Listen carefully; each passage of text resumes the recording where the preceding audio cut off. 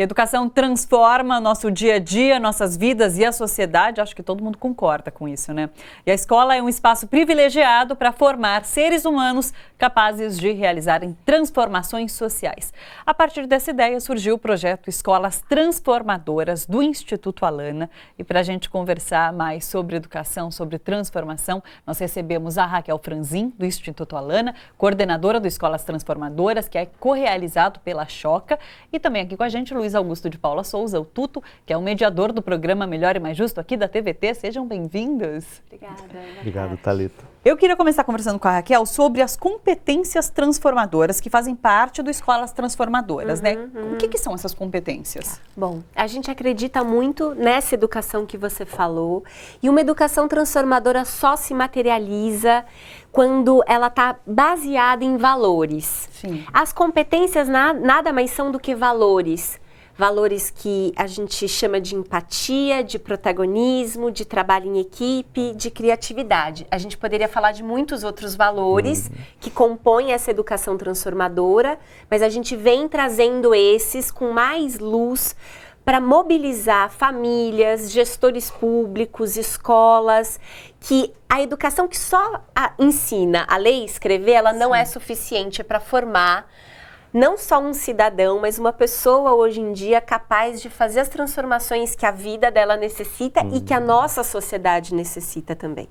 Essas competências, elas são passadas para quem? Para os professores da escola ou diretamente são conversadas com diretores da escola? De que forma que essas competências chegam até os estudantes? O projeto, ele cria materiais, livros, a série de televisão, que agora está no Videocamp, para que possa inspirar educadores, gestores para esse tipo de educação. E como é que essa inspiração acontece? Quando as pessoas conseguem ver, que já existem escolas fazendo um trabalho nessa direção. Porque o nosso imaginário de educação é uma sala de aula com todo mundo bem quietinho, obediente e só ouvindo o professor. Para a gente mudar esse imaginário e para a gente mudar essa realidade, as pessoas precisam conhecer as experiências que já existem nesse sentido. Então, por isso que fizemos os livros, a série. Vamos dar uma olhadinha na série? Vamos a série chama Corações e Mentes, Escolas que Transformam. Essa série viajou 4 cantos do Brasil em busca de escolas que protagonizam grandes transformações na educação. São 4 episódios na série. Esses episódios já estão disponíveis para exibições públicas e gratuitas no Videocamp, que é a plataforma que você conheceu aqui no programa na semana passada. A gente assiste agora um trechinho. Vamos dar uma olhada. A maioria das escolas tem uma fala de eu moldo pessoas, eu faço pessoas de tal jeito, de tal forma, com tal cabeça. Acho que uma escola ser transformadora, na verdade, é ela não transformar tanto assim. É ela deixar a pessoa ser quem ela é e só levar ela pro caminho certo, sabe? Dar um empurrãozinho pra ela ser uma pessoa que, sabe, ela se sinta confortável com si mesma na vida dela. A magia mais forte no mundo são as palavras e a gente tem que saber usar elas. Porque com uma palavra você pode declarar uma guerra e com uma palavra você pode parar uma guerra, sabe? Se não fosse o conhecimento, a gente não conheceria as coisas, tipo as plantas, as frutas, o corpo humano. Então eu acho que o conhecimento é uma coisa poderosa. Ah, que legal.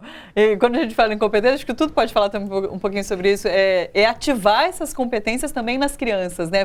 Porque já existem, a empatia, acho que todo mundo é empático, mas você tem que ativar isso nas crianças, né? Claro, né? E tem eu estou vendo, vai da escola da educação infantil até o fundamental, o projeto, ou a educação básica inteira? Pega toda a educação básica e também a educação profissional. A gente filmou escolas de ensino médio técnico também, para mostrar que é possível você ter uma educação humanizadora também quando você tem uma profissionalização envolvida.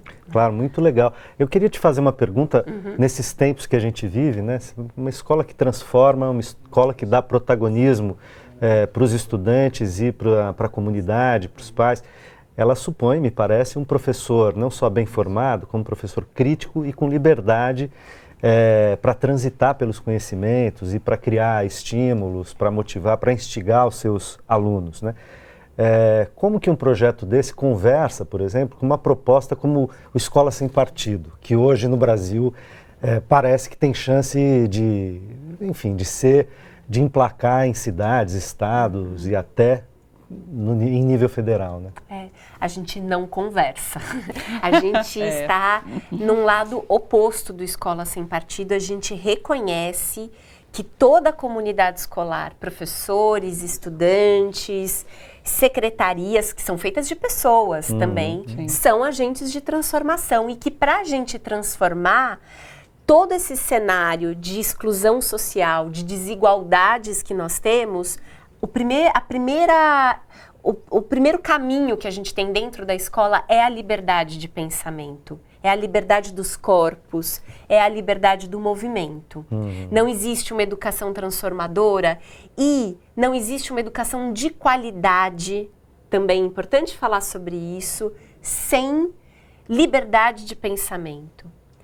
E o Brasil precisa dar um salto de qualidade na educação. Muitas crianças mal conseguem acessar, muitas vezes, a leitura, a escrita, mas isso não acontece separado da vida inteira. Ninguém deixa a cabeça para fora quando entra numa escola. Claro. Ninguém deixa os valores para fora quando entra numa escola. E é por essa educação que a gente precisa continuar militando. É claro que isso já, legalmente, essa educação, ela já é lei no Brasil, né? Está na Constituição, inclusive. Está na Constituição, está na Lei de Diretrizes e Bases, né? O que a gente precisa entender é que o cenário mudou, a gente precisa cada vez mais conversar com as famílias, explicar a importância desse tipo de educação. E as famílias entendem?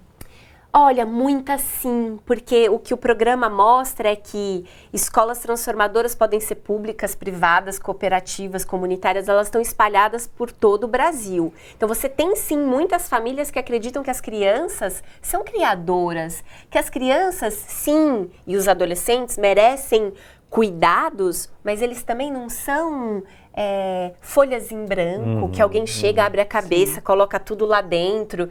Não é que assim. Eles pensam por si mesmos. Eles pensam, eles são construtores de hipóteses, de culturas, de modos de ser. E a escola pode ser esse lugar onde a gente afirma a democracia também naquele espaço. Claro. A gente está falando de escolas transformadoras, mas isso também pode partir de uma gestão que pensa na transformação da educação, um nível superior. Sim. Para nós, transformação não acontece apenas por uma pessoa ou por uma cabeça.